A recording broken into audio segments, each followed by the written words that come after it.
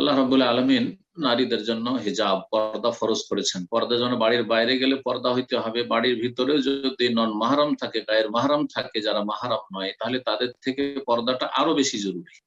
এই জন্য রাসূলুল্লাহ সাল্লাল্লাহু আলাইহি ওয়াসাল্লাম দেবরদের সম্পর্কে বলেছেন, ভাসুরদের সম্পর্কে বলেছেন, নারীদের আল হামু আল মউত, দেবর ভাসুরকে মরণের মতো ভয় করবে। দেবর ভাসুর থেকে যেমন মরণের থেকে মানুষ কত আপ্রাণ চেষ্টা করে বাঁচার, সেই রকমই দূরে থাকার চেষ্টা করবে। কারণ এখানে ফিতনার আশঙ্কা বেশি। ভাইয়ের বাসা, ভাইয়ের বাড়ি, ভাইয়ের ঘরে ঢুকে যাচ্ছে, কেউ কিছু এটাকে দোষণীয় মনে করছে না। বাইরের লোক তো ঢুকতে পারবে না, কিন্তু ঘরের লোক ঢুকলে কেউ কিছু মনে করবে না, এখান থেকে ফিতনা শুরু হবে। এইরকম আমাদের দেশে যেমন দেবরের ফিতনাটা বড় ফিতনা নারীদের জন্য, তেমনি শালিকার জন্য দুলাভাইয়ের ফিতনা, জি, বড় ফিতনা।